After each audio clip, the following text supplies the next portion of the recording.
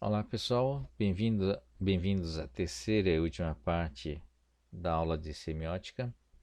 É, bom, essa parte aqui é a parte mais extensa da nossa aula, tá? A gente vai usar inclusive o quadro branco, então a minha expectativa é de que vai durar um pouquinho mais de tempo do que as demais, tá? Mas eu acho que é interessante, na minha opinião, a parte mais interessante dessas aulas, porque a gente vai acabar apresentando as implicações práticas, né, da, dos conceitos que a gente viu até agora do Peirce. Tá? Então, o que a gente viu na parte anterior? A gente viu a tríade, né, do Peirce, com o processo envolvendo o objeto, o representamen e o é, interpretante, tá? Que forma o signo. Vimos também as categorias fenomenológicas, a primeiridade, secundidade e terceiridade. Agora, como é que isso se combinam, né? Como é que a gente vai utilizar essas categorias fenomenológicas em cima da tríade de Peirce? Então, vamos lá. A gente chama de tricotomia, né? E a ideia básica é pegar essa tríade, né, do Peirce, que é o signo, né, e aplicar as categorias, as três classificações para esses elementos, então, cada um desses elementos estão aqui, tá? Então, nós temos três objetos, ou três elementos, desculpem, tá? Aqui objeto, representante e interpretante, e temos três relações, né? Relação entre interpretante e objeto, representante com o objeto e o interpretante com o representante. Tá? Então, essas três relações. Então, para cada uma desses elementos aqui, nós temos, né, são seis elementos no total, três aqui e três das relações. Cada um deles tem três classificações, que é a primeiridade, secundidade e terceiridade. Ok? Então, 3 vezes 3 dá 9 possibilidades e 3 vezes 3 classificações também dá 9 possibilidades. No total são 18 possibilidades, tá? Mas nem todas as combinações são possíveis. Uma questão de tempo e uma questão de objetividade, a gente vai focar nos elementos mais importantes, sob ponto de vista prático, sob ponto de vista prático, eu reforçando aqui, né, da semiótica de Peirce, tá? Que é a relação, né, consigo mesmo do representamen, dessas classificações de primeiridade, segundidade e terceiridade, sobre representamen e da relação aqui entre o representamen e objeto. Tá? Então, essas classificações, um total de 6 classificações aqui, tá bom? Então, porque são os mais relevantes sobre a nossa ótica aqui da semiótica, tá? Então, é uma aula, realmente, é uma introdução apenas, né? Então, a gente não vai entrar em profundidade. Quem tiver interesse, eu recomendo fortemente estudar o trabalho do Peirce. No fim, a gente vai colocar uma bibliografia, tá? Que vai poder, quem tiver interesse, acompanhar, tá?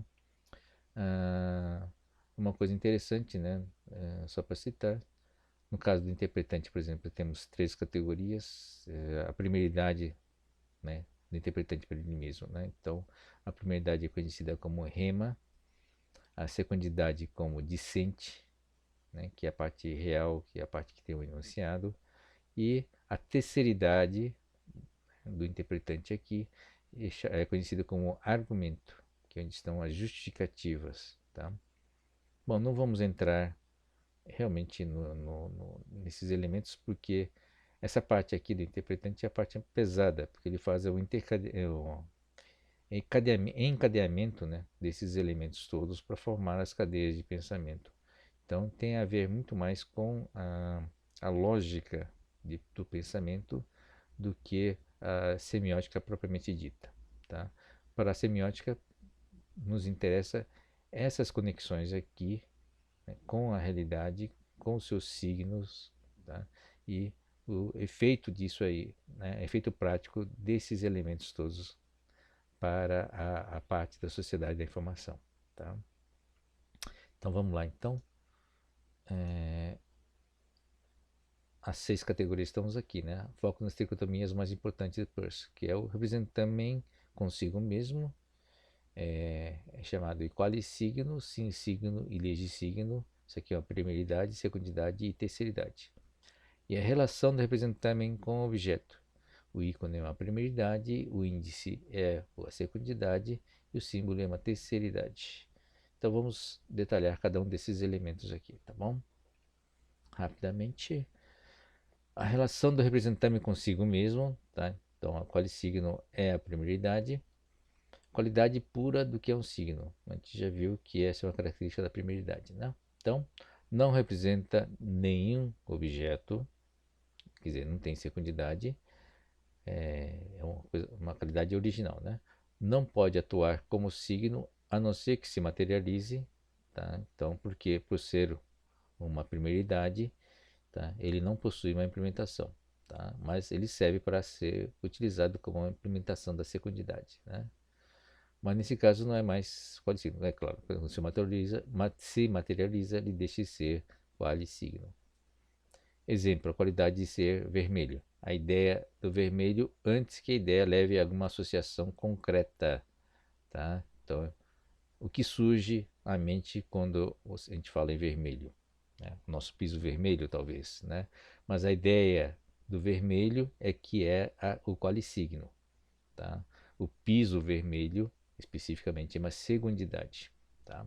Então, aqui é um exemplo, né? Mas acho que não é do tempo de vocês. Tem uma cena aqui no filme de Bergman, tá? Onde a tela começa completamente vermelha, né? Até o momento que o espectador faça alguma outra associação a partir do vermelho, que é um processo de semiose, é apenas um polissigno de vermelho, tá? É o azul do céu, né? Quer dizer, o conceito do azul, né? Que é uma primeiridade. A secundidade é o sinsigno, que é a implementação, né? Do qualissigno, tá? Então, nós temos o qualissigno aqui, o vermelho, a implementação, uma realização desse qualissigno se forma um sinsigno. Então, o nosso piso vermelho, né, no bloco A é uma implementação, né, do qualissigno, portanto, é um sinsigno. Tá? Ou uma instância de legissigno, que a gente vai ver mais à frente, tá? Na terceiridade. Tá? Então, exemplo, tinta vermelha concreta em um lugar, tempo concreto. Tá? Todas as instâncias de palavras são sem signo. Todas as instâncias de palavras. A gente vai voltar aqui então depois. Então, o que vem a ser agora a terceiridade, tá? Que é o legissigno, tá? Legissigno é uma lei que é um signo, tá? É uma convenção, ideia ou concepção acerca do sim signo, tá? Nós temos sim signo aqui, que é uma segundidade, com coisas que existem fisicamente. Você trata isso, categoriza isso, esses objetos do mundo físico, tá? Não necessariamente fisicamente existente, né? Pode ser ideias também, tá? Mas se você trabalha essas ideias aqui para formar regras, tá? Ele se torna o legissigno, tá? Então, cada palavra, por exemplo, as palavras não existem na realidade, né? É uma abstração, tá? Onde as regras da formação das palavras são todas leis de signo, tá? Então, mas cada emissão, cada vez que eu pego essas palavras que são leis e transformo eles num texto, né, numa instância, instancio ele se torna sem signo. Então, não é um objeto concreto, mas um tipo, uma categoria, tá? E é uma convenção que foi estabelecida, quer dizer, a palavra por si só, ela, ela se torna lei de signo quando todos concordam, né, que aquela palavra significa aquilo. Ou seja, há uma convenção, há uma regra, né, onde todos concordam que aquilo significa aquilo. Tá? Então, essa convenção, né, essa forma de convenção que cria o legissigno. Tá? Então, não é um objeto, mas um tipo, envolve arbitrariedade e liberdade, né? Porque é uma convenção, ou seja, não há uma amarração com a realidade. Não precisa necessariamente ter uma amarração com a realidade. Tá? Por exemplo, tinta vermelha representa perigo.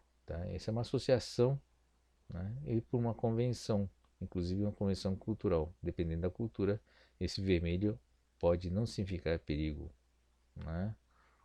O branco, por exemplo, pode significar pureza em determinadas culturas, mas pode significar a morte, por exemplo, em outras culturas.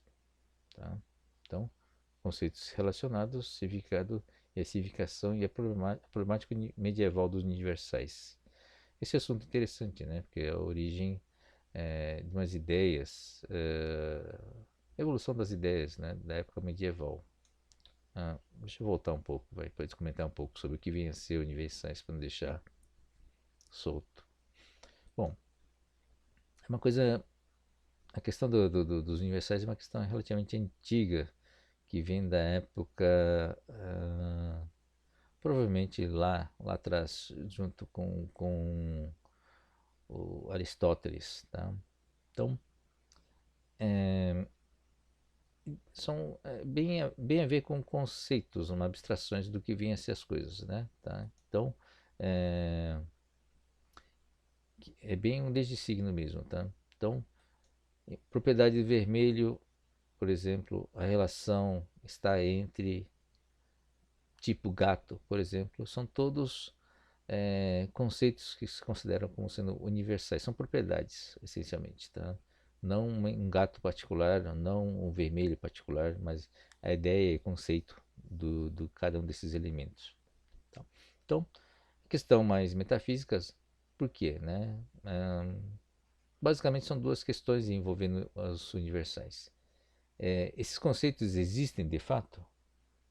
Existe alguma coisa chamada um conceito universais ou conceitos, né? E qual é a sua natureza? Tá? Em função dessas questões, você tem algumas correntes filosóficas. Tá? Então, é, na, na, sobre o aspecto dos universais, né, a gente pode citar, por exemplo, três ramos principais. Um é o realismo, outro é nominalismo e outro último é o idealismo. Tá? No realismo, ele fala uma coisa interessante, né? Então, isso foi defendido pelo Platão. Ele falava o seguinte, que universal, existe uma coisa chamada universal, que são os conceitos, ele tem uma existência real, tá? E, embora sendo imaterial, ele habita o mundo das ideias, né? Então você tem uma coisa chamada mundo das ideias, né? Onde você tem esses conceitos fazem com que existem de verdade nesse mundo e se relacionam, existem. Então, nesse mundo das ideias, você tem a ideia de gato convivendo com uma ideia de casa, com as ideias de pessoas, né? Então, as ideias estão lá, realmente fisicamente existentes e convivendo nesse mundo das ideias. Tá? Então, ah, por que vêm essas ideias? Porque existe um relacionamento entre essas ideias que ela está mapeado, né, na realidade, de alguma forma. Então, como esse mapeamento, através desse mapeamento, você consegue criar um mundo virtual, um mundo imaginário, onde esses conceitos, né, passam a ter uma existência e uma vida própria, tá? É bem diferente realmente do Peirce, né, que é onde esses mundos só existem na mente, né, no pensamento. Então seria um mundo independente que não teria uma relação com o mundo real, que é o mundo das implementações desses conceitos, né, que é o mundo real. Nominalismo nesse caso, os universais são apenas palavras, né, que nós, os seres humanos, que classificamos as coisas por suas propriedades, ou seja, né, é nossa percepção que faz criar esses universais. Tá? Então, se a nossa percepção muda ou nossa forma de classificar muda, os universais mudam junto. Tá? Que na realidade, então, não existem de fato esses universais. Então, ah, essa é uma discussão, né, onde Santo Agostinho, São Tomás de Aquino, por exemplo, que são teólogos, né, discutiram bastante, principalmente por causa dos conceitos envolvendo um pouco de religião, né? A Trindade cristã, né? Que é o Pai, Filho e Espírito Santo, tá? Não vou entrar no mérito aqui, mas a discussão era se esses conceitos, né? Se essas universais existiam de fato ou não, ou se eram implementações e qual era a relação entre eles, né? Principalmente para a Igreja Católica, tá? Igreja Cristã, desculpe. Tá? Idealistas, né? Terceiro ramo, dizem que universais não são reais, mas apenas ideias na mente dos seres racionais. Tá? Isso é uma defesa, ah, essa é uma posição mais do Peirce. Tá? Então, não são apenas nomes arbitrários, né? Tá? Como defendem os nominalistas, nem são entidades de existência independente, como querem os realistas. Né? Para os idealistas, né, os universais são categorias fundamentais da razão. Né? É um problema mais epistemológico, quer dizer, filosofia da ciência, especificamente, do que qualquer outra coisa. Tá? Bom, essa é uma discussão antiga em relação aos universais e tem a ver com a nossa discussão sobre leis de signo. Tá? Então, leis de signo está no universo das ideias, no universo dos conceitos e a relação entre esses conceitos. Tá? Bom, relação do representamen com objeto. Tá? Voltando aqui, tá? Temos aqui representamen consigo mesmo, que é o qualisigno, sim signo e desde signo, e representamen com objeto, nós temos esses três aqui: o ícone, o índice e o símbolo. Vamos rapidamente. Então, ícone. Tá?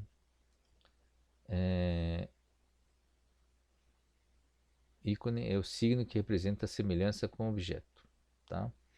Então, representa o objeto devido às suas próprias qualidades, que é uma primeridade porque ele representa diretamente o objeto. Tá? Então, normalmente é uma imagem, né? Na iconografia cristã, basicamente a área da representação dos santos, dos deuses, do Deus, né? Na verdade, ou do Jesus. Então, esse é o trabalho é chamado de ícone, porque é uma representação primária, direta, né? do objeto. É uma primeiridade. É uma imagem que mantém com um determinado objeto uma relação de semelhança ou propriedade. É uma abstração de algo que é do nosso conhecimento e apresenta pelo menos um traço em comum com o objeto representado. Tá? Então, como objeto, a ideia de vermelho, por exemplo, o desenho de um pote de tinta vermelha, você remete diretamente, né? Um ícone é um representante direto do ícone vermelho. É um ícone do vermelho. Né? Tá? Então, ícone tem uma relação de semelhança com a coisa representada. Tá? Com, basicamente é isso. Né? Isso aqui é um ícone de um cachorro. Tá? Então é fácil de codificação. É uma primeiridade. Os ícones são rapidamente decodificados. Normalmente não precisam de grande repertório para decodificação. Ícone, semelhança não é necessariamente uma foto ou desenho. Tá? Então, diagrama pode ser um ícone, que a semelhança está é, na relação entre as partes. Uma metáfora pode ser um ícone. Deixa eu ver se eu tenho aqui. Ó. Fulano é um touro. Tá? Então, essa semelhança, né, isso é uma metáfora, tá? Então isso geram ícones, tá? Pois buscam trabalhar com semelhança. José é uma águia, voz de trovão, são metáforas e são todos ícones, porque ele faz uma referência direta por semelhança a, a, ao objeto, tá? O, O segundidade, né, da relação do representante com o objeto é o índice, né, o index. O signo é realmente afetado pelo objeto, tá? Vendo o latim index, o que aponta, né, representante fisicamente conectado com o objeto.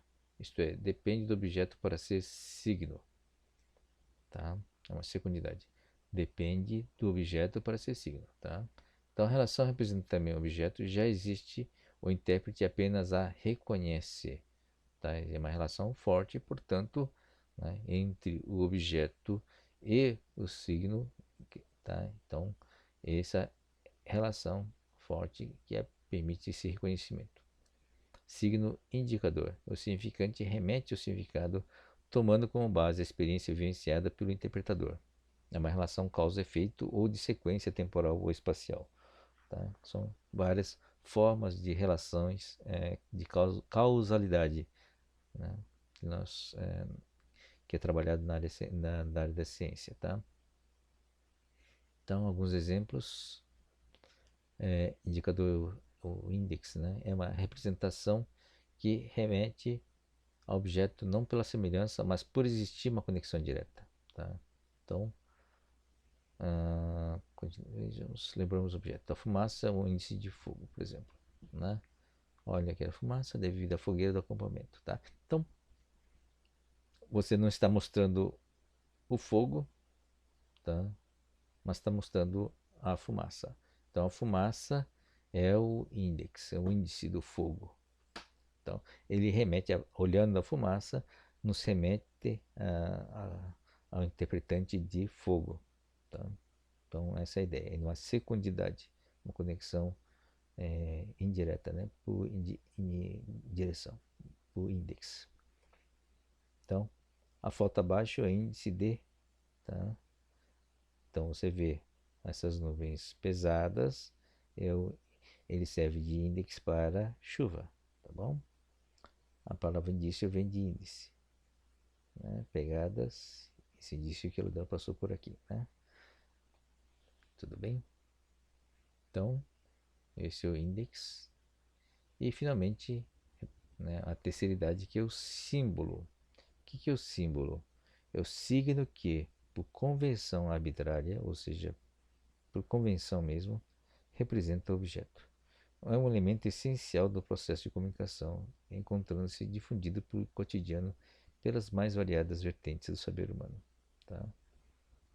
Então, a frase pote de tinta vermelha é uma sequência de fonemas que representam objetos exemplificados.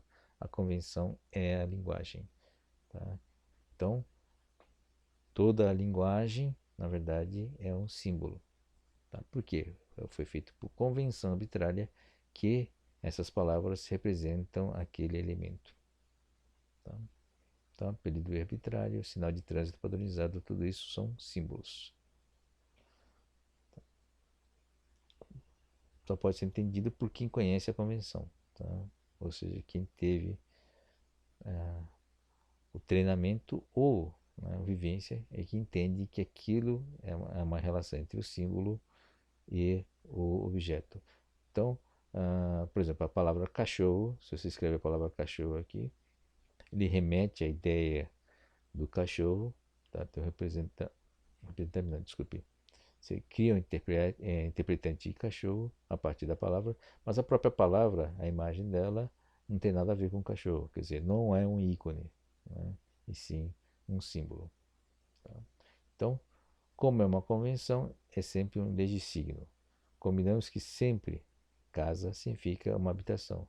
Não importa a fonte ou o tamanho da letra, ou qual instância concreta da palavra casa, ou quantas vezes a palavra aparece. Tá? Então é uma regra que foi combinada que essa palavra significa, né, uma casa. Os símbolos representam coisas, mas não têm qualquer relação de semelhança ou de contiguidade com as mesmas. Os símbolos geralmente se formam ao longo do tempo de maneira social ou cultural. Tá?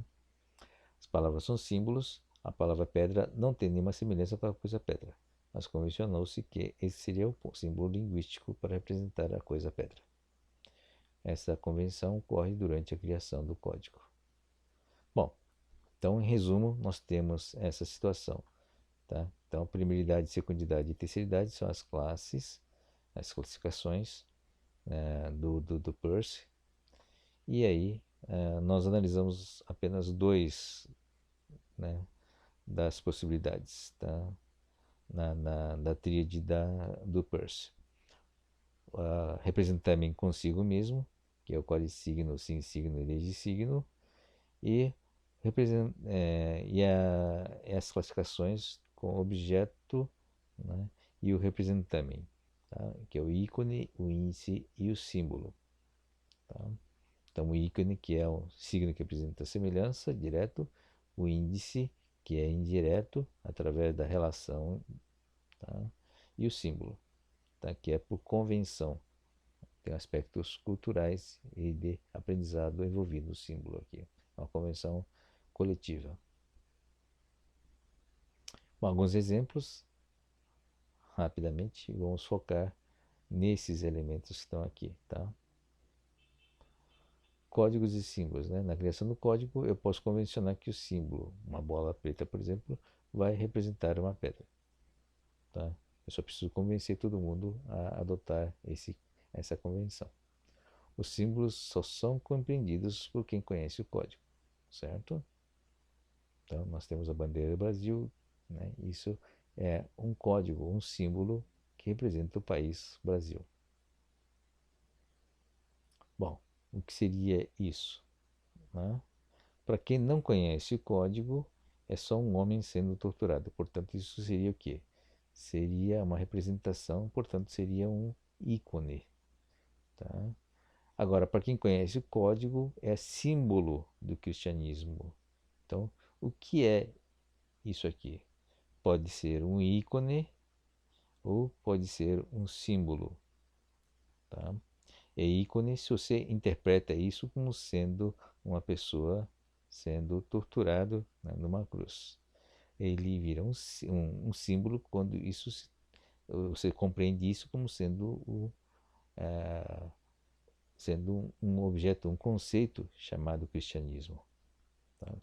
Quando essa imagem remete, né, ao cristianismo, isso se torna um código. Então, o mesmo objeto, né, pode ser um ícone ou um código, dependendo, né, das convenções, né, ou do conhecimento desses códigos. Tá? Esses signos, uma porta dentro do restaurante, é um ícone, um índice ou um símbolo? Essa é uma pergunta interessante, né? Não sei se todos se conhecem essa figura, tá? O que seria isso, né? Bom, por representar visualmente um homem e uma mulher, você pode dizer que isso é um ícone, né? Você não tem uma dificuldade de interpretar isso como sendo homem e mulher, tá? Bom, ao mesmo tempo, né, se isso aqui, essa figura está numa porta do banheiro, tá?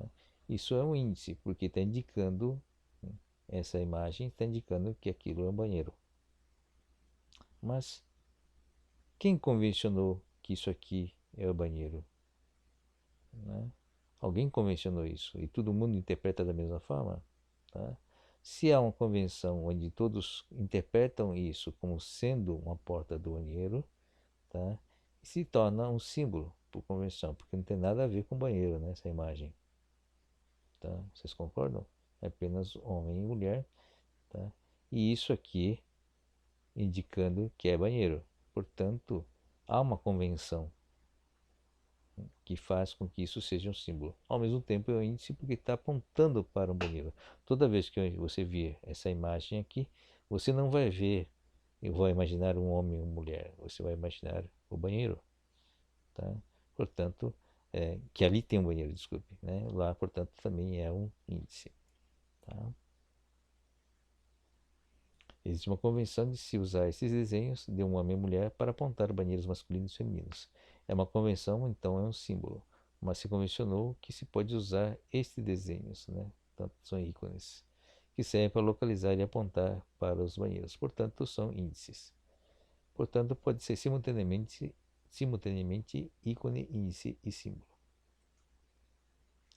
Bom, pode-se ignorar a convenção e usar apenas ícones, né? Mas pode ser difícil de entender. Tá? Isso aqui realmente são ícones, tá?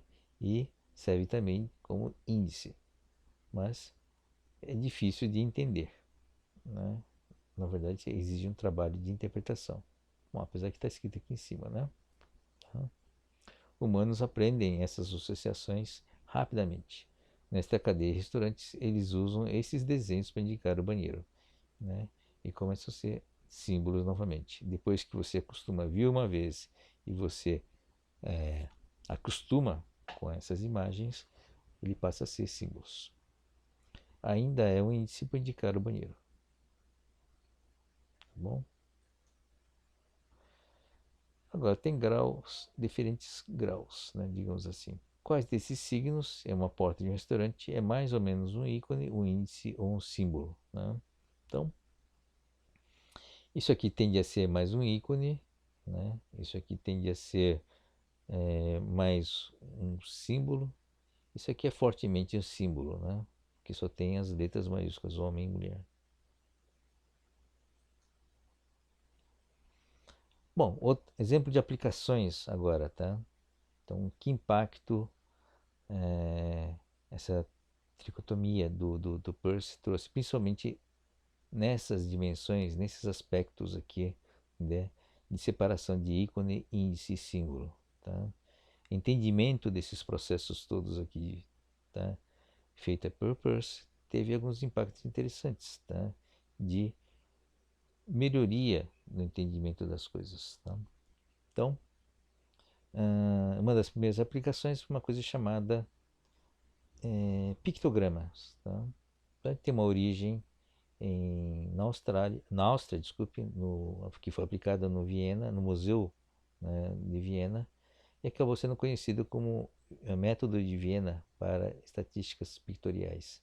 O que ele fez nesse museu, né, lá em Viena? Eu usava, por exemplo, em vez de apresentar dentro do museu barras numéricas, mostrando, por exemplo, a quantidade de carros sendo produzidas em determinados anos, por vários anos seguidos, ele desenhava simplesmente carros, né, vários carros um do lado do outro, e quanto mais carros, né, era mais quantidade. Quer dizer, a ideia era bater o olho no gráfico e compreender rapidamente a relação, a, a relação entre o carro e a sua quantidade. Tá? Com isso, a ideia é facilitar o entendimento pelas crianças, fazendo essas associações gráficas, visuais. Tá? Isso evoluiu para uma série de processos, né? Bem mais tarde, criar e se formar um nome chamado uma associação e uma organização, né? Tá? Que chamou esses elementos de sistemas internacionais para tipografia, né? Tá? Ou isotype. Então, alguns exemplos que tem padrão internacional para isso, é o símbolo do banheiro e o símbolo universal também para representar deficientes, tá? Então, são padronizados e tem uma parte desse histórico está nesse documento que está aqui, tá? Tá aqui o link para esse artigo. Tá? É um texto em inglês, mas é muito fácil de ler, apresentando um pouco do histórico. Esse desenho, por exemplo, é interessante, né? Tá? É o símbolo de uma saída de emergência, né? Tá? Então, qual que é a ideia? Mostrar como é que você representa que é uma saída. Você não põe uma pessoa andando, você põe uma pessoa correndo, tá? Que é indicando que pode sair para fora de uma forma de emergência. Tem esse detalhe da sombra e detalhe dessa luz aqui. Por que essa luz? Mostrando que você tem uma luz forte do lado de lá, indicando a saída, quer dizer, o lado de fora, né? Então a ideia é você ter elementos bem básicos, primários, para indicar rapidamente, para fazer com que as pessoas compreendam rapidamente que aquilo é uma saída. Tá? Então, esse é um trabalho de um autor japonês que foi feito em 79. Tá?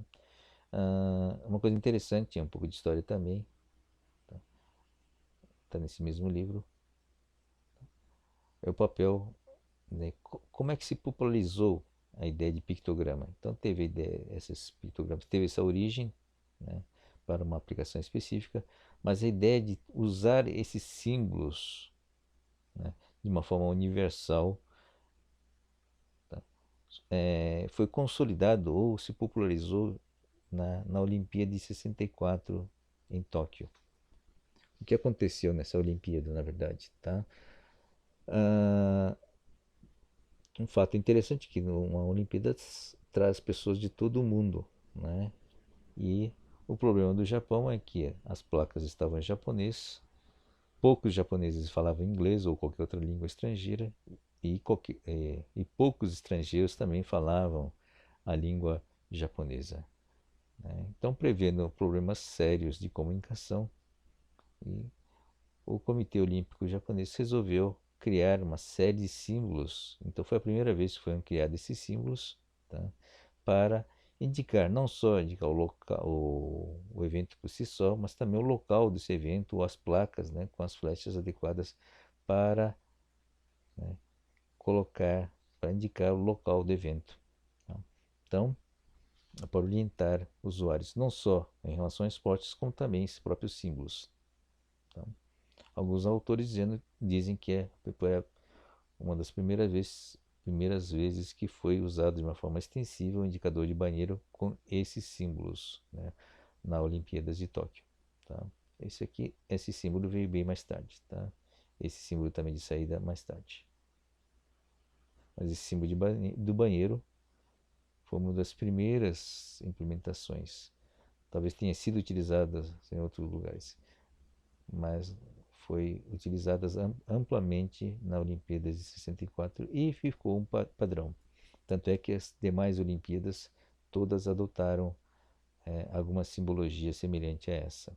Então, esse é o design desses símbolos. Interessante que a parte da roupa, por exemplo, foi deixada em branco, né? Subentendendo-se, na verdade, pela própria transparência. A ideia é você não colocar nada justamente para não caracterizar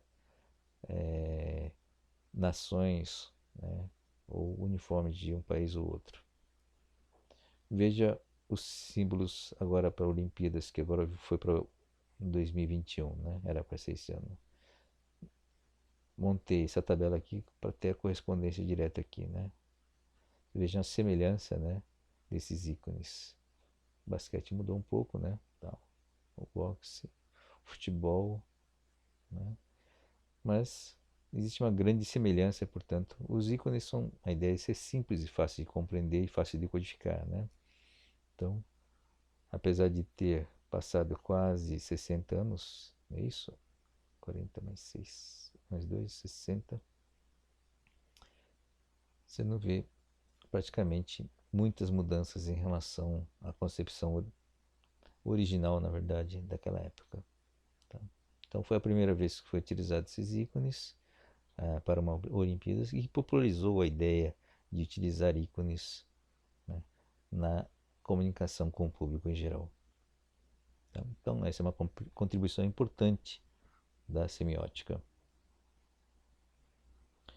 Esses símbolos evoluem, né? Tá? Evoluem principalmente na área computacional. É importante nós trabalharmos com essas ideias. Por quê? Porque esses símbolos, né, esses ícones e símbolos sempre estarão presentes no nosso dia a dia cada vez mais, tá? Não só nos computadores, mas também nos smartphones, né? Então, alguns símbolos que foram criados exclusivamente para a área de computação se tornaram hoje padrão, tá? Apesar de que são símbolos muito interessantes, né? Isso aqui, bom, esse símbolo aqui de ligar e desligar, essa é uma convenção, é bem símbolo, um conceito de símbolo.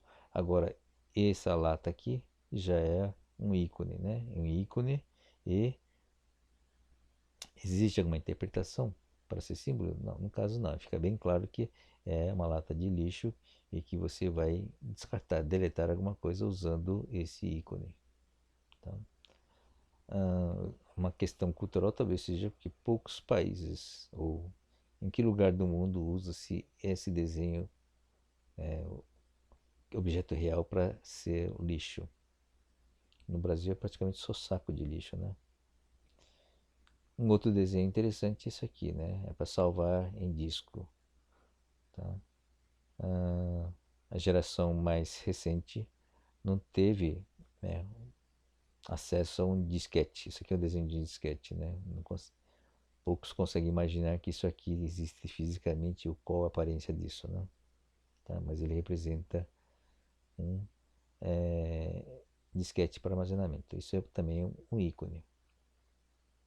Um pouquinho mais complicado é a lupa, né, que indica a busca. Você pode dizer que é um ícone, porque representa uma lupa, uma coisa que existe fisicamente, mas a sua interpretação é diferente. Você não está usando a lupa para aumentar o tamanho da letra, né, ou ampliar o tamanho, não é um zoom. E não significa, a lupa não significa um zoom, significa procurar, né? Então, exige um pouco mais de interpretação. Portanto, tem uma parte que é ícone, mas tem uma parte também que é símbolo, tá? Porque a sua interpretação não é imediata, quer dizer, não é diretamente associado ao zoom, mas é associado à procura, à busca.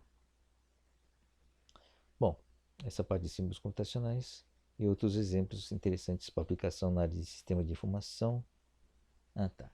Aqui eu vou dar uma chaveada para uma outra coisa chamada quadro. Quadro branco para... só um instantinho, está aqui o quadro branco.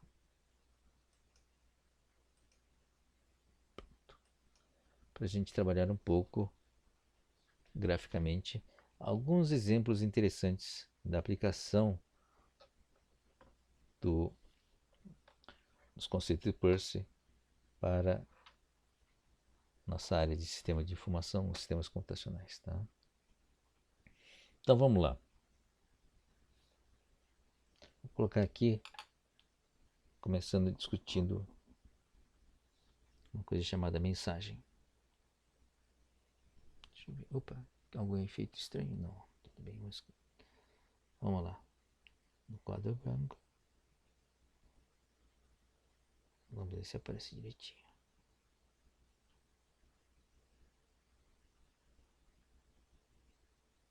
Mensagem. Ok? Opa, falhou aqui no começo. Pronto. Tá?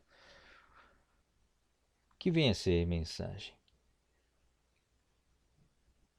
Tem uma discussão muito importante que envolve o Shannon, a discussão do Shannon, a quantidade da informação. Então, sob o ponto de vista da teoria da informação do Shannon, nós temos aqui um sujeito aqui chamado A, um outro sujeito aqui chamado B.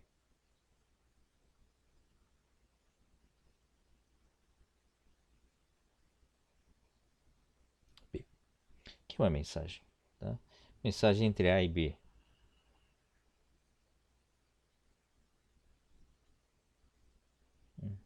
Ficou muito legal.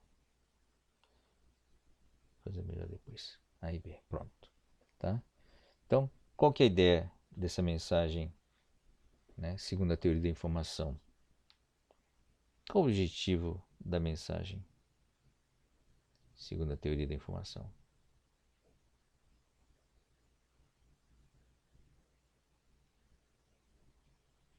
Tá?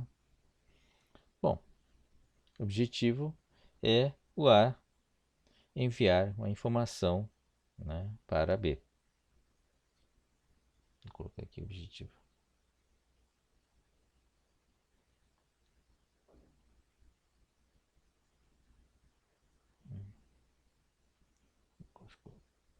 Sempre quando começa, não apareceu.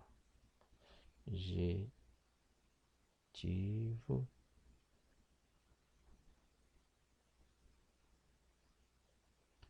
da mensagem, certo? Segundo a teoria da informação, nós temos então, né, que o objetivo do envio de uma mensagem é enviar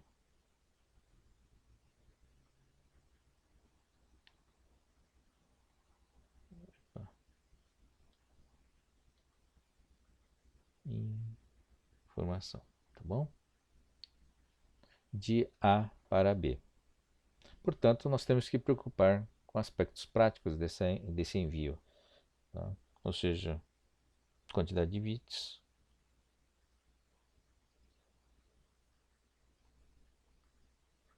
quantidade de informação, tá? Se você quer mandar uma mensagem de uma forma eficiente, você vai calcular o HDS dele, eventualmente fazer uma compressão para maximizar a quantidade de informação dentro de cada bit que é transmitido. Tá? Então, a nossa preocupação é uma preocupação quantitativa. Tá? Então, velocidade é um outro elemento importante.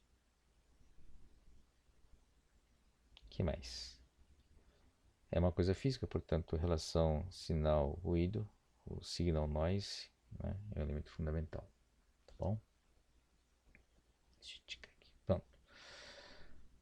Essa é a ótica da teoria da informação. Tá? Então, o nosso objetivo da teoria, pelo Shannon, a Shannon contribuiu com a melhoria, né, com a eficácia, o entendimento, né, do processo envolvendo a quantidade de informação para ser enviada. Com a semiótica, tá, surge uma visão um pouquinho mais diferente. Tá? Então vamos tentar fazer um desenho aqui para melhorar esse entendimento. Nós vamos desenhar o sujeito chamado A.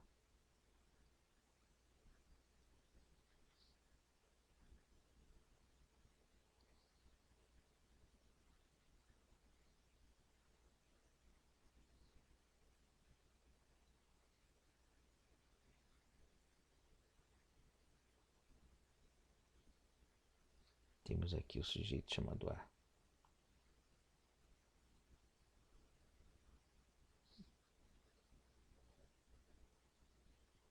Pronto.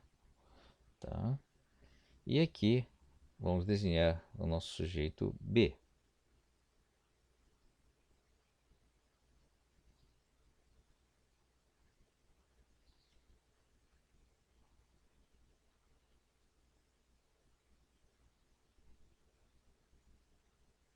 Pronto.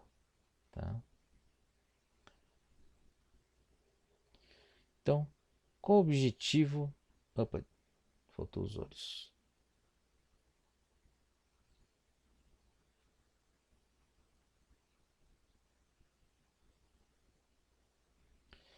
Qual que é o objetivo da mensagem? Voltando aqui no texto em cima, né? Qual é o objetivo da mensagem?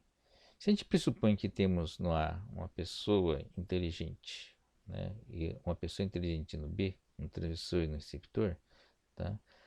A ideia, então, é, sob o ponto de vista da semiótica, muda, deixa de ser enviar informações, né, para passa a ser, né, enviar isso aqui,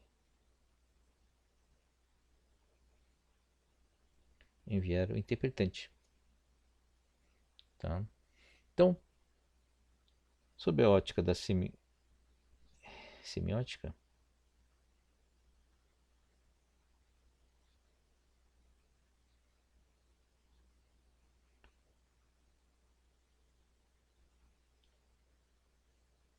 a preocupação, no caso da mensagem, passa a ser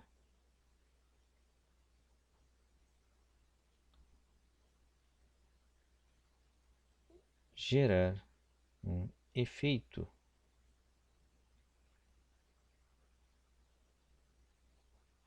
aonde? No receptor.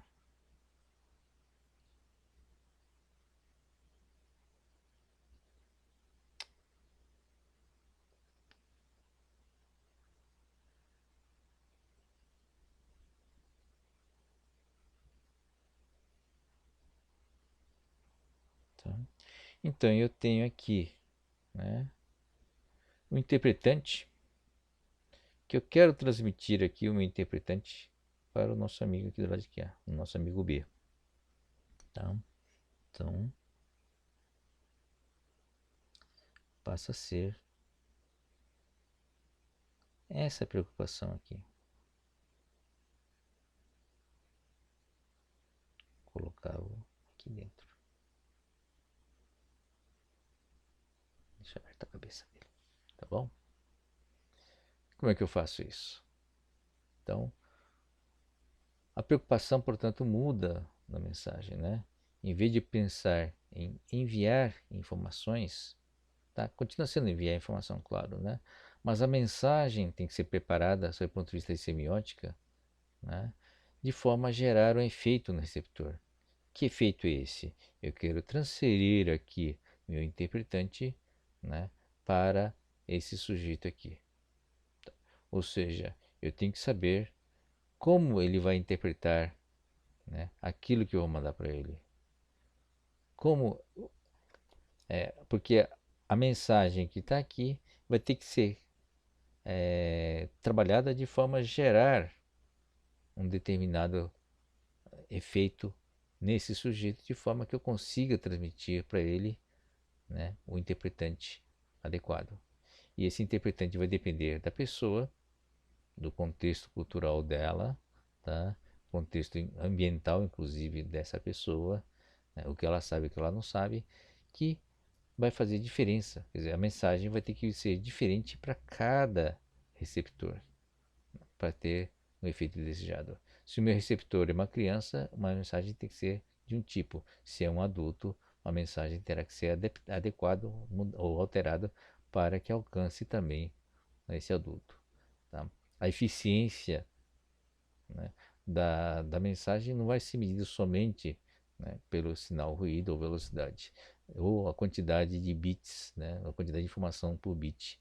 Tá? A eficiência da mensagem vai ser medida pelo o quanto, né, desse aqui, que está aqui, vai chegar aqui de uma forma rápida, fiel, né, ou do efeito desejado conforme o transmissor.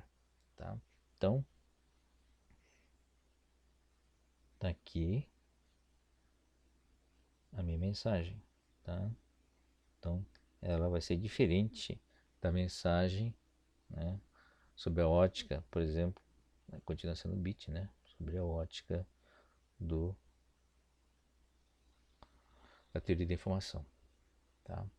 Então, quero mandar meu interpretante isso aqui. Um sorriso, tá ok, e um sorriso aqui na minha mensagem, e a ideia é que chegue aqui no nosso amigo B, tá bom?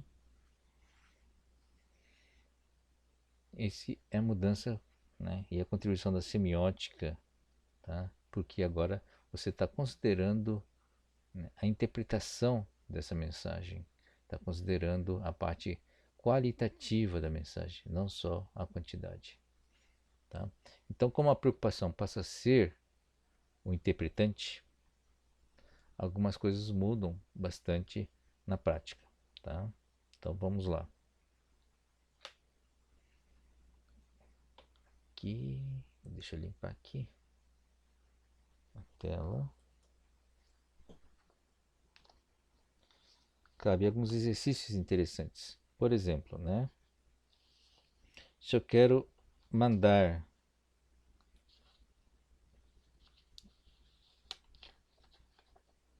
algumas mensagens, deixa eu ver enquanto eu troco, pensar numa coisa interessante, tá? Sobre o aspecto de símbolo, um exemplo interessante, né, envolvendo símbolos. É uma história de um editor, isso no século passado, tá? Onde a comunicação era muito cara, é muito difícil, né? E a principal meio de comunicação rápida que existia naquela época era o telégrafo. Não sei se vocês já ouviram falar, né? Então, o telégrafo, você manda caractere por caractere através de uma linha elétrica no poste, e depois do lado do receptor converte, né? Você transmite sinais elétricos e converte do lado do receptor em caracteres. E cobrava-se por caractere, né? Então, como era caro na época, o pessoal tentava economizar e ser muito mais sintético do que era hoje, do que era no Twitter, né? Que tem a limitação de caracteres também. Bom, qual que é o lance interessante sobre o aspecto de símbolo, né? Então, a história é a seguinte: você tinha um escritor e um editor. Então, o escritor entregou um manuscrito para o editor para tentar ver se publicava ou não. Tá? Então, ele teve que viajar e sem saber a resposta. Então, ele ficou curioso, depois de algum tempo, saber qual foi o resultado desse processo, se o editor iria publicar ou não. Tá? Então, que mensagem ele mandou para o telégrafo para o editor? Ele mandou a mensagem, o seguinte caractere, certo? Só. Tá? E aí o interessante foi a resposta do editor. O editor respondeu, certo?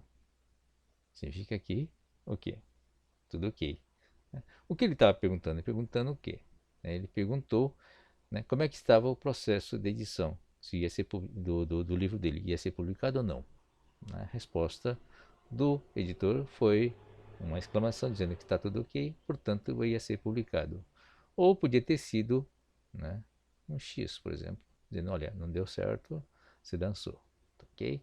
Então, o que envolve isso? Né? Uma comunicação entre duas pessoas que foi trocada somente com um único caractere. Através de um único caractere você conseguiu transmitir uma série de ideias, série de conceitos, né, da pergunta, sem precisar construir uma frase inteira, economizando muito, na verdade, né?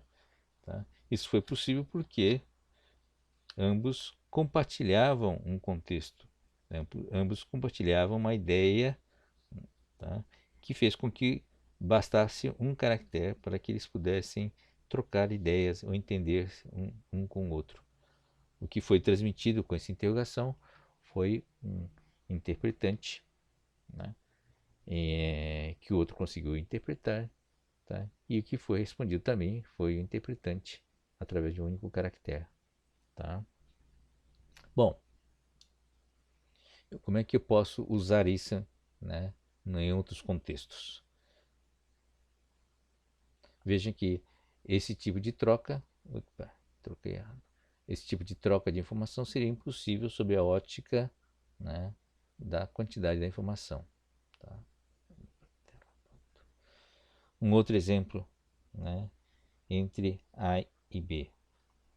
Vamos supor então que A quer mandar uma mensagem para o B.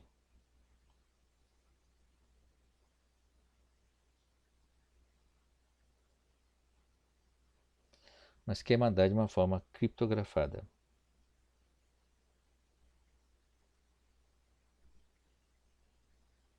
Tá? Será que é possível mandar, né, por exemplo, caracteres entre A e B, uma criptografia tão forte, tão poderosa, que nenhum computador do mundo conseguiria quebrar, somente analisando a mensagem? Quer dizer, você só tem acesso à mensagem aqui, tá? Que está aqui no meio. Se eu tiver acesso a essa mensagem e tiver acesso a um supercomputador, e todo o tempo do mundo, tempo infinito, será que eu consigo quebrar qualquer criptografia? Tá? Essa é uma pergunta importante e interessante. Então, da área de criptografia, vamos analisar sob a ótica da semiótica. Criptografia.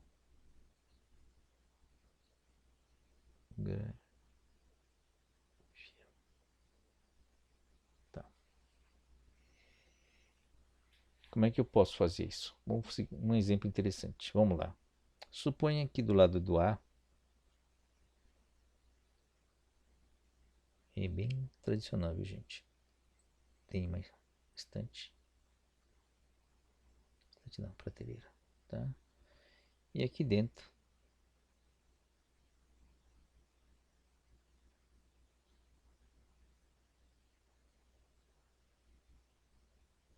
oh meu Deus do céu,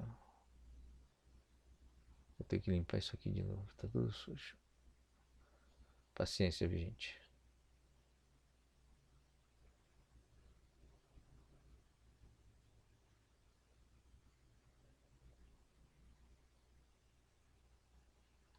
esses softwares automáticos.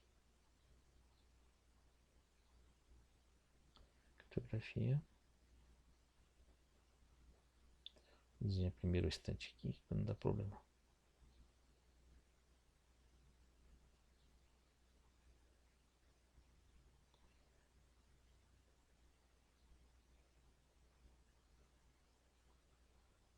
Opa.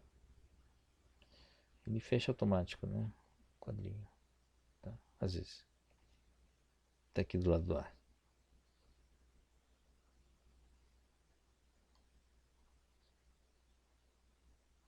Pronto. E aqui do lado do B,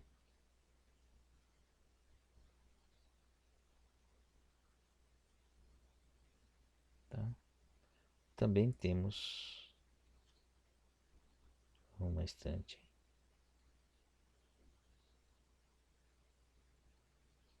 Opa. Com alguns livros.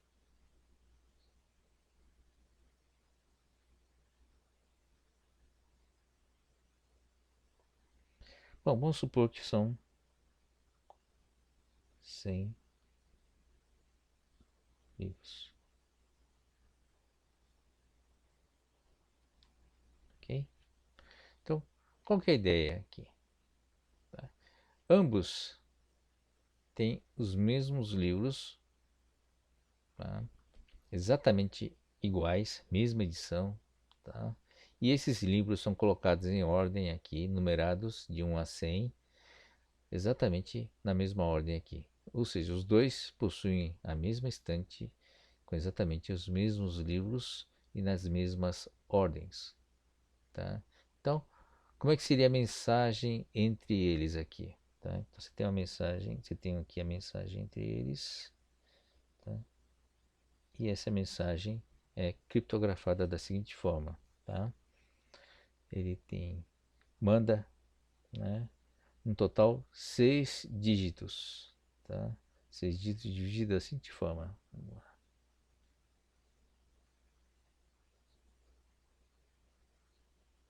6 dígitos. 2 dígitos para identificar o livro. Tá bom? São 100 livros, né? De 0 a 99, você ordena. Então, 2 dígitos decimais de 0 a 99 identificam o livro. Depois, identificado o livro, eu uso 2 dígitos para indicar a página. Digamos que a gente não use mais do que 100 páginas por livro. Tá? E dentro de cada página, eu uso 2 dígitos para indicar a palavra. Ou seja, em cada página, tá, eu ordeno as 100 primeiras palavras. Então, total de 6 dígitos. Qual que é o truque aqui? Né? Toda vez que mando a mensagem, mando somente esses 6 dígitos. Tá? Então, 6 dígitos, né, eu consigo colocar em... Aqui é um byte, né? Tá?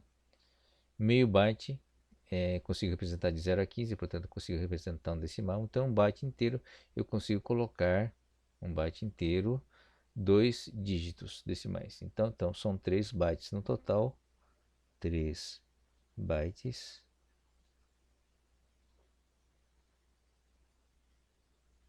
por palavra.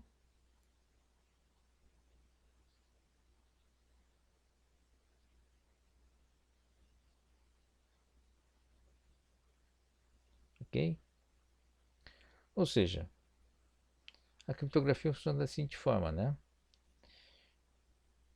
Eu mando sequência de 3 bytes, né? Cada byte, conjunto de 3 bytes representa uma palavra dentro desses 100 livros. Tá? Como é que eu consigo descriptografar? É só quem tem essa estante igual a da fonte que consegue descriptografar. Tá? Então, Um computador seria capaz de fazer essa descriptografia? Seria impossível para o número de combinações envolvidas, né? Só com a análise da mensagem. Ele teria que ter acesso, né, a essa estante para poder decodificar. Mesmo que tenha uma tempo infinito e capacidade infinita, você não conseguiria fazer todas as combinações possíveis para decodificar, né, ou, ou reconstruir esses livros, na verdade. Tá?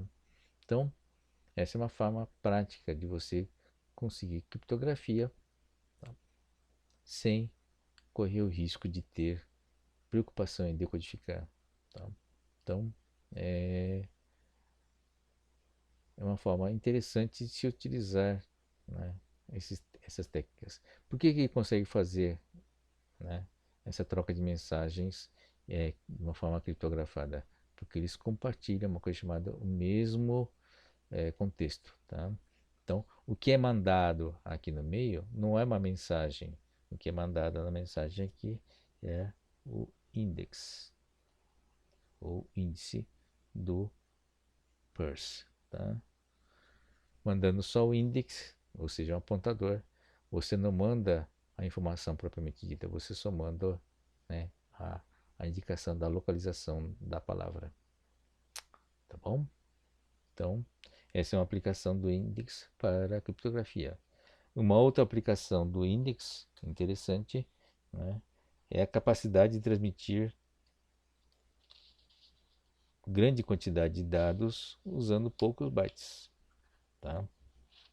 Então vamos lá. Né? Imagine a seguinte situação. É possível mandar, por exemplo, qualquer informação existente, né?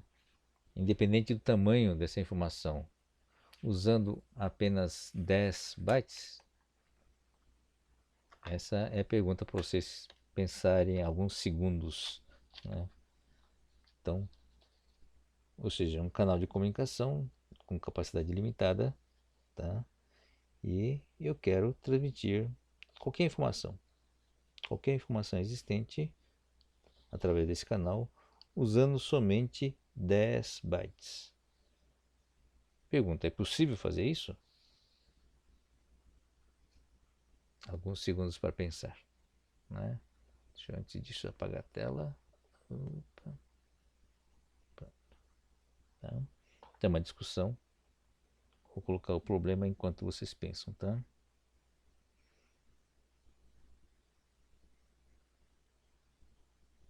Então a pergunta é: tendo 10 bytes, eu consigo transmitir qualquer tipo de informação? Sei lá, música, som, desenhos, fotografias, mapas, textos, fórmulas, qualquer coisa, qualquer informação, somente com 10 bytes, tá? Entre o famoso amigo A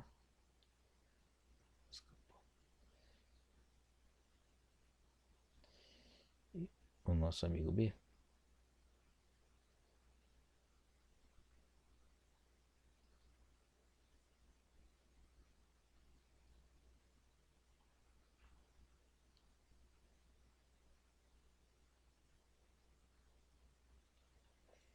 Né? E aí, gente?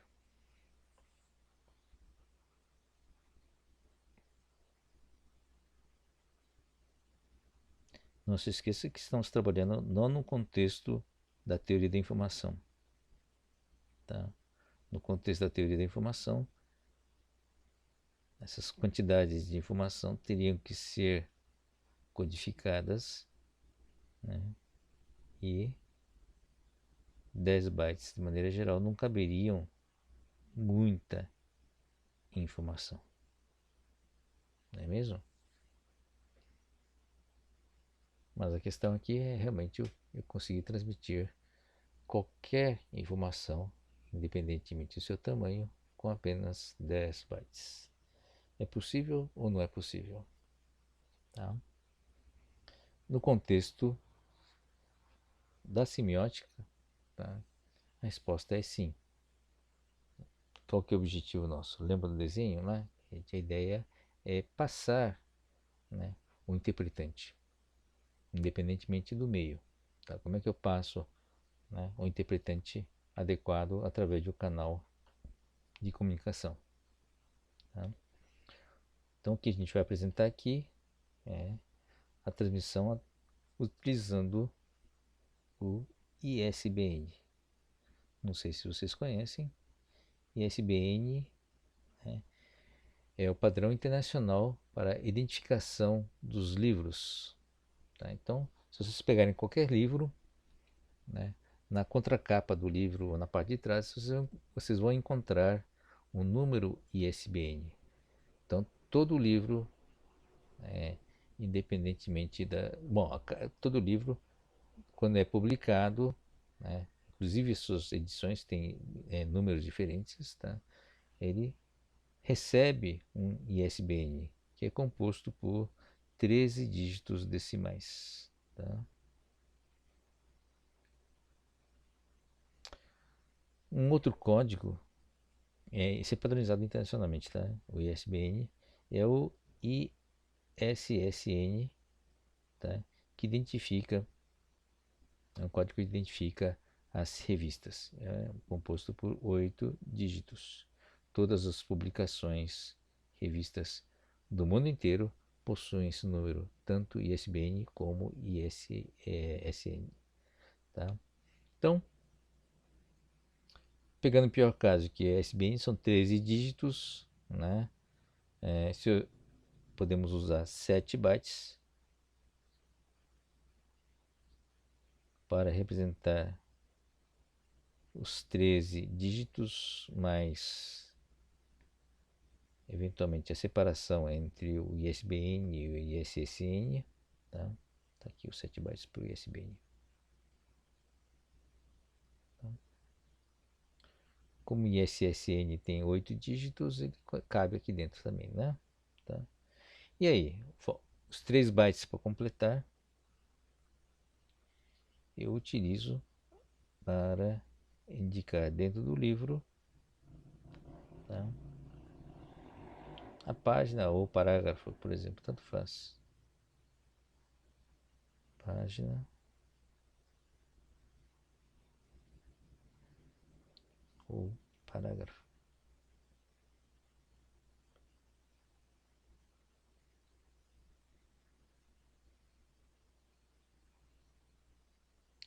Três bytes são 24 bits, 2 elevado a 24, dá 16 mega, mais ou menos 16 milhões de valores diferentes. Tá? Então, eu posso escolher dentro de um livro, né, uma codificação adequada para localizar dentro do livro o parágrafo que me interessa, a imagem que me interessa, né, ou a frase que me interessa. Tá? Então, eu codifico aqui com 3 bytes essa localização.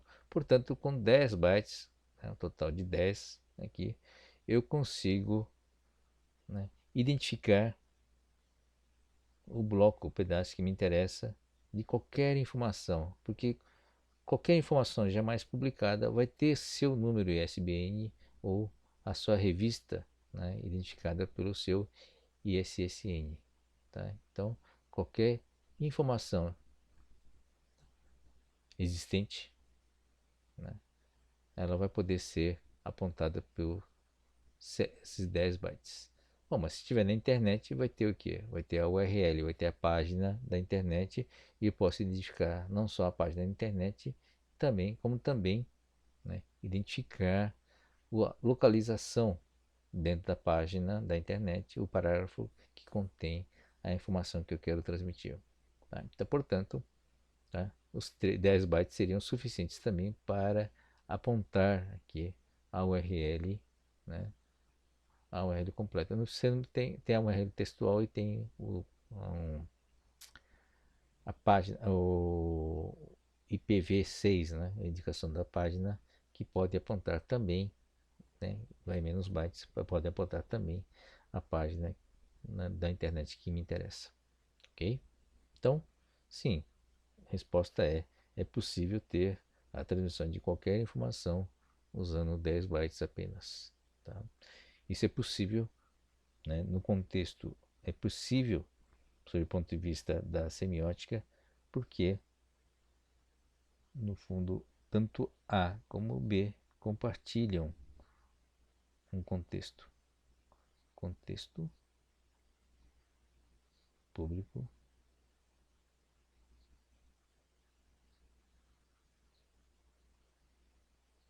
compartilhado.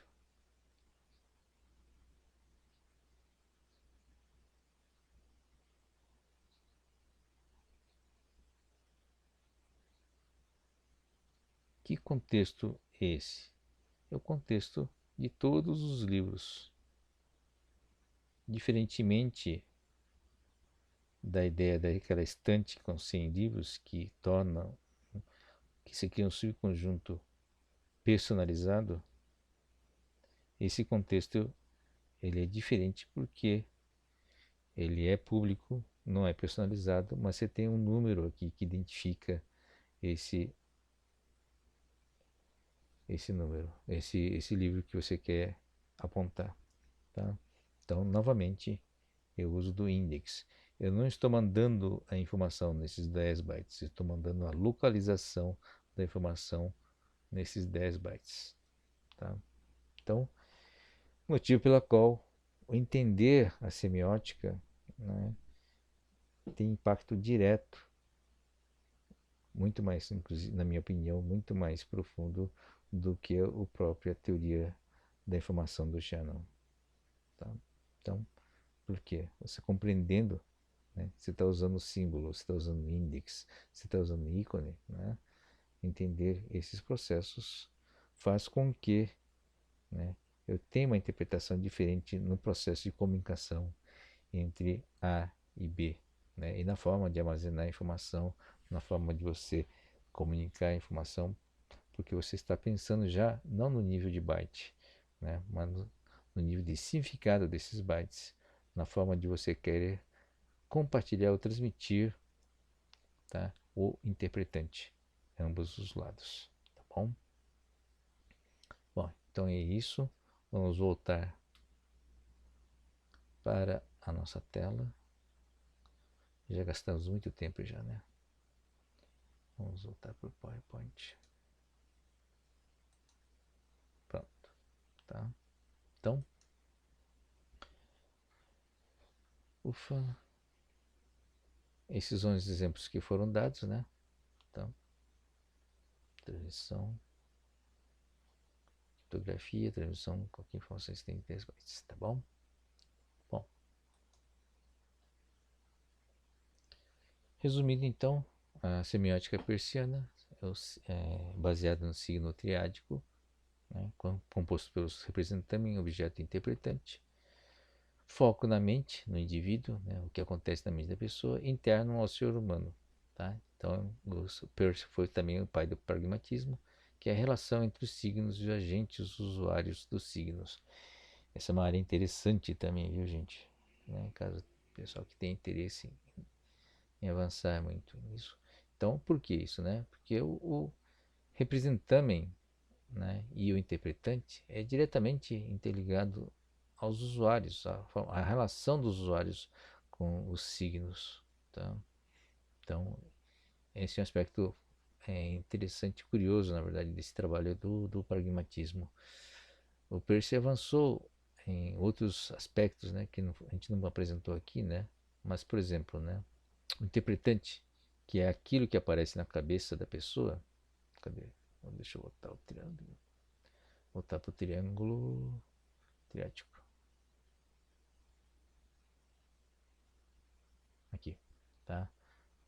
O que aparece na cabeça aqui, ou na mente do intérprete, que é o interpretante, aí tem impactos, diversos elementos que impactam isso, tá? Que é um dos trabalhos do Peirce, segundo o pragmatismo dele, tá? Então, por exemplo, né, para o mesmo representante, você pode ter um interpretante diferente em função de situações emocionais, por exemplo.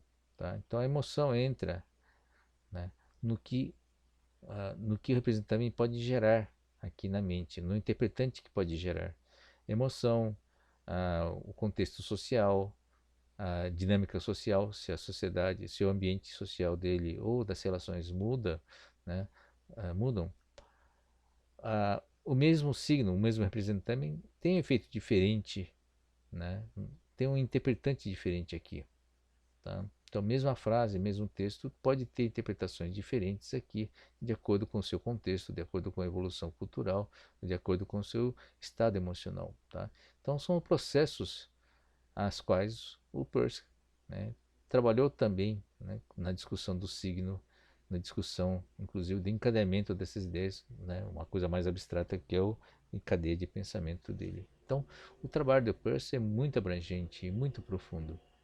Teve impactos muito relevantes e está tendo até hoje, né? Voltando lá, tá? Então, nós temos outras escolas em função dessa visão, a partir dessa visão, é possível ter outras escolas, outras consequências disso, né? Tem uma escola aqui, por exemplo, a escola russa escandinava, que teve um foco, aqui é um foco mais interno ao indivíduo, né? Mas aqui é um foco mais externo, porque a própria interpretação dos signos, essa dinâmica, depende da interação entre as pessoas, depende da parte que chamou de cultural aqui, nessa semiótica cultural da escola russa escandinava. Temos os nomes aqui, né? Jacobson, Bakhtin, tá? Esse aqui não vou me atrever a falar, provavelmente vou errar, o Lotman, tá? Foi o organizador dessa escola. Então, tem muita coisa interessante aqui, inclusive nessa visão externa, sistêmica e social, que é basicamente cultural aqui, né? O foco da atenção aqui na linguagem, literatura e outros fenômenos culturais, tá? E mito, religião, são coisas extremamente abrangentes. Aqui um autor que talvez vocês conheçam, Humberto Eco, que escreveu um livro que virou filme,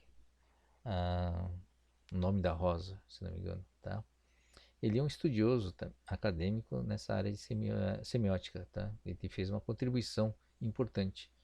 Ela escreveu um livro chamado Teoria das Semióticas, né? Contribuição na área da interpretação e modelo do leitor, né? Então você tem um texto, você está escrevendo um romance, por exemplo, você faz uma modelagem para ver qual o impacto daquele texto, né, sob o ponto de vista da interpretação do leitor. Então, são outras dimensões da semiótica. Bom, para finalizar, nós estamos estourando nosso tempo aqui. A semiótica não humana, tá? Só para dizer que não falamos de outros seres que processam coisas, né? Então, há um pressuposto de processamento, a capacidade de processamento de informação, tá? Então, não necessariamente envolve a inteligência somente humana, né? Outros animais, até formigas, né? São seres que têm uma capacidade limitada de processamento, mas realizam processamento. São capazes de deixar mensagens e envolver uma parte de semiotia, uma parte de interpretação dessas mensagens, tá, nos seus processos. Então, animais reconhecem associações de causa e efeitos, indicação espacial, temporal também, tá? Então, todas secundidades são índices, né? Tá? Temos exemplo do Pavlov, tá? De reflexo condicionado, tá? Alguns signos impostos pela idade, por exemplo, né? A fumaça é uma indicação de fogo, tá? Eles fogem com a presença da fumaça, portanto, ele tem capacidade de reconhecer, né, o índice, tá? Nós podemos decidir que fumaça não indica fogo e morrer queimados. Bom, isso é uma capacidade do ser humano, né? Nós podemos mudar arbitrariamente o significado de qualquer signo, né? Que nem a foto de Che Guevara, né? Podemos promover um ícone a símbolo e atribuindo-lhe outro significado, tá? Que nem isso aqui, o caso da lupa, né? É um ícone que nós mudamos o seu significado, tá? Teoria mais atual que animais têm capacidade muito limitada de processamento simbólico, mas existe, né? Tá bom? Isso aqui é uma referência bibliográfica para quem quer entender um pouquinho mais de semiótica, tá? Então, Uma referência interessante é a Lúcia Santaella, tá? Tem um livro muito básico que é o que é semiótica, mas ele tem trabalhos pesados, né, na área de semiótica. Semiótica aplicada é outro livro interessante, tá? Ah, tem vídeos também no YouTube, tá? O que mais que tem aqui? Ah, tem para complementar dois links aqui, bem pequenininho, bem simples, né, para complementar as informações dessas aulas de semiótica, tá bom? Bom, gente, desculpem pelo tempo, né? Acabou sendo extenso, principalmente por causa dos exemplos e uso do quadro, tá? Mas espero que vocês tenham gostado do assunto, tá? Então, é uma dimensão das nossas aulas, a dimensão da área de humanas, tá? Essa é uma disciplina interdisciplinar, então espero que vocês tenham apreciado também uma coisa um pouquinho diferente do que a gente tinha trabalhado, do que a gente estávamos trabalhando, tá bom? Até mais, gente. Obrigado. Não se esqueçam de fazer exercício agora. Ah, e nessa semana deverei colocar a lista 2 para ser entregue também, tá bom? Abraço a todos.